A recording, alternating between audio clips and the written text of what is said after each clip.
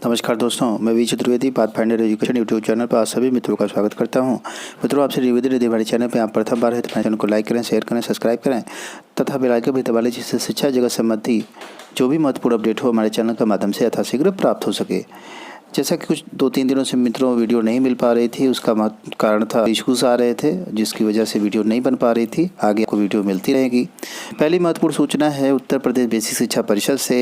ऐसे अभ्यर्थी जो 13 से 19 अगस्त तक ऑनलाइन आवेदन कर सकेंगे, जो कि 68,000 भर्ती प्रक्रिया में पुनः चयनित हुए थे। यानी जब दोबारा से कॉपी चेक कराई गई थी तो ऐसे अभ्यर्थी थे कुछ लगभग 100 जो कि पुनः से चयनित हो गए थे। उन अभ्यर्थियों का फाइनल सिलेक्शन नहीं हो सका था, उसके लिए यह नोटिस जारी हुई है बेसिक शिक्षा परिषद की तरफ से।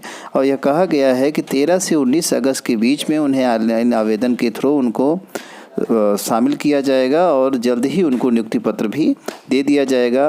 यह सारा कार्यक्रम कोर्ट के आदेश के अनुसार हो रहा है, यानी कोर्ट ने जो आदेश दिया है उसी का पालन करते हुए यह प्रक्रिया अपनाई जा रही है।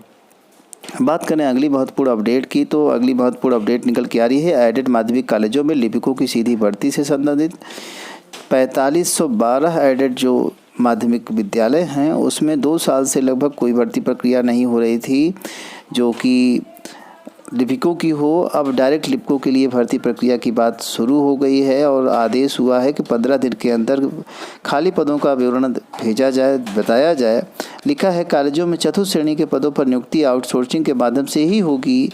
उसमें सेवा काल में मृत शिक्षक या शिक्षेतर कर्मचारी आश्रित की भर्ती पर आउटसोर्सिंग का नियम लागू नहीं होगा। अगली महत्वपूर्ण अपडेट निकल के आ रही है यूपी SSSC से होने वाली पेट की परीक्षा से संबंधित।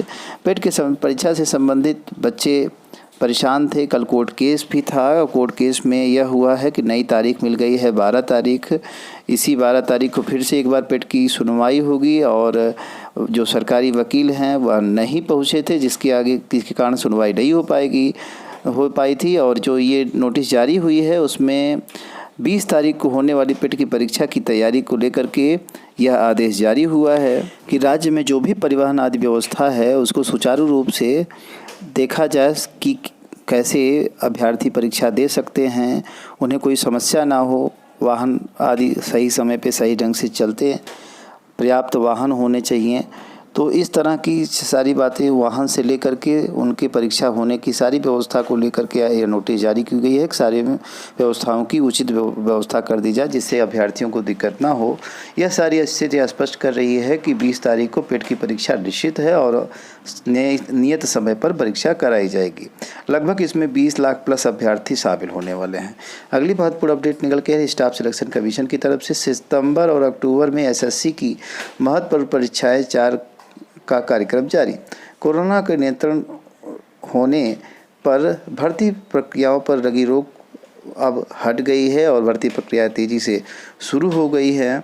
सितंबर और अक्टूबर में SSC ने भी कुछ महत्वपूर्ण परीक्षाओं को शामिल कर लिया है और यह 4 परीक्षाएं होंगी। मल्टीटास्किंग नॉन टेक्निकल स्टाफ परीक्षा 2020 पेपर फर्स्ट 5 से 10 अक्टूबर को होगी, जबकि स्टेनोग्राफर ग्रेड C और D की परीक्षा 2019 अभ्यर्थियों का स्किल टेस्ट 21 व 22 अक्टूबर को लिया जाएगा। SSC के मध्य क्षेत्र के निदेशक राहुल सचान का कहना है कि इन परीक्षाओं की तारीखें घोषित कर दी गई हैं। अन्य जो परीक्षाएं हैं उनकी भी तारीखें जल्द घोषित कर दी जाएंगी। कुल मिलाकर के परीक्षाएं आपकी शुरू हो गई है। स्टाफ सिलेक्शन कमीशन भी अब सक्रिय रूप से जो है परीक्षाएं कराने में जुट चुका है। अगली महत्वपूर्ण अपडेट आ रही है लोक सेवा आयोग से। सम्मिलित राज्य कृषि सेवा परीक्षा की जो उत्तर कुंजी है वो जारी कर दी गई है। आप सभी को पता होगा कि 1 तारीख को लोक सेवा आयोग की तरफ से पहली बार आयोजित की गई सम्मिलित राज्य कृषि सेवा परीक्षा संपन्न हुई थी और उसमें लगभग 40 से 50 हज़ार अभ्यर्थी शामिल हुए थे और आंसर की उसकी जारी कर दी गई है।